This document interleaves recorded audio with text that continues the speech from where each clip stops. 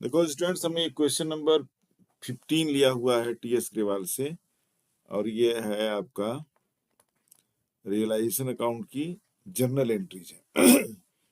ये journal entry का question है। क्वेश्चन नंबर 15 है, Lal and Pal were partners in a firm sharing profit in the ratio of 3:7. On 1st April 2015, the firm was dissolved after transferring assets other than cash and outsider liabilities to a realization account. You are given the following information दी गई है। इसको मैं एक एक करके कर देता हूँ। ABC ज्यादा नहीं है, ABCD 4 है। तो देखिए इसका लेते हैं A। ये कह रहा है कि creditor of 3,60,000 accepted a machinery valued at 5 lakhs and paid to the firm 1,40,000। आपको पहले मालूम है, बताया भी जा चुका है कि अगर किसी क्रेडिटर या कोई लाइबिलिटी को कोई एसेट दे करके सेटिस्फाई करते हैं, सेटल करते हैं, तो उसकी कोई एंट्री रियलाइजेशन अकाउंट में नहीं आएगी। अब यहाँ पर दिया है कि a creditor of 3,60,000 accepted machinery valued at 5 lakh. उसने 5 लाख की मशीन लेकर के 3,60,000 का क्रेडिटर ने एक्सेप्ट कर लिया। ये एसेट दे करके और लाइबिलिटी को सेटल की हो रही है, इसकी कोई एंट्री नहीं आएगी। अब उसने कहा he paid to the firm 1,40,000। 5 lakh का वो ले गया स्टॉक मशीनरी, 3,60,000 का उसका लाइबिलिटी था, क्रेडिट था, और 140 उसने बैलेंस दे दिया। तो जो बैलेंस उसने दिया है, पेमेंट किया है, चूंकि यहाँ पर एक और ट्रांजैक्शन हो गया, पेमेंट आ रही है, तो इसकी एंट्री आएगी। जो मशीन दिया गया और क्रेडिटर खत्म हो गया, उसके 3,60,000 की कोई एंट्री नहीं आएगी। तो ये चूंकि पैसे आ रहे हैं तो बैंक एंट्री आएगी, राइट। तो यहाँ देखिए हो जाएगा बैंक अकाउंट डेबिटेड 1,40,000 और टू ये हो जाएगा, देखिए realisation account, right hand side में इसको आ जाएंगे 1,40,000।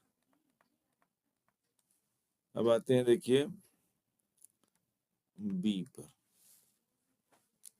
A second creditor for 50,000 accepted stock at rupees 45,000 in full settlement of his claim। एक और क्रेडिटर है, 50,000 का है वो, और उसको 45,000 का स्टॉक दे करके मैटर को सेटल कर लिया गया, क्लोज कर लिया गया।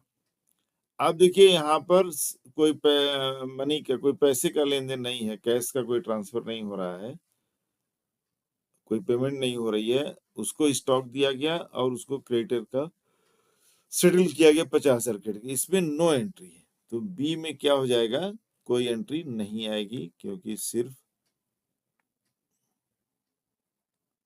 नो एंट्री इज रिक्वायर्ड, क्योंकि एक एसेट दे करके और लाइबिलिटी को सेटल किया जा रहा है, इसलिए कोई एंट्री इसकी नहीं आएगी। आते हैं सी पर।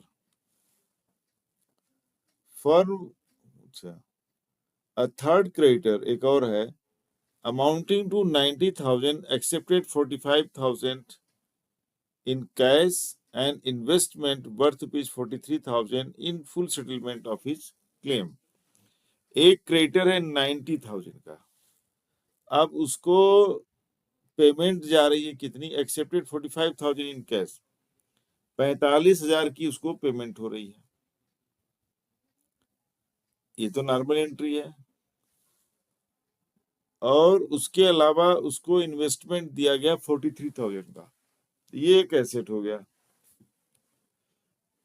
एसेट तो कैश भी है, लेकिन कैश की एंट्री आती है, अदर देन कैश की नहीं आती है कोई एसेट। तो 43,000 वाली एंट्री नहीं आएगी, और कैश वाली एंट्री आप जानते हैं आएगी। तो उसको पे किया गया है, creditor amounting to 90,000 accepted 45,000 in cash. ये कैश ले रहा है तो मैं कर दे रहा हूं, देखिए आ जाएगा रियलाइजेशन अकाउंट इज डेबिटेड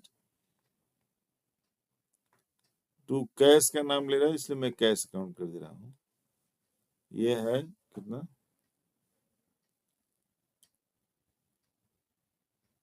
45,000। 45,000 की इसको पेमेंट हो रही है। पेमेंट की एंट्री आएगी ABC। अब आइए डी पर। Loss on dissolution was 15,000। Loss जो होता है वो पार्टनर्स बेयर करते हैं और in their profit sharing ratio. तो Lal and Pal are partners 3:7 के वो पार्टनर्स हैं। तो लाल कैपिटल अकाउंट देखिए,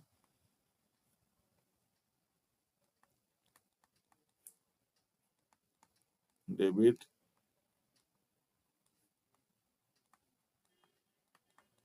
पाल capital account debit to realisation account,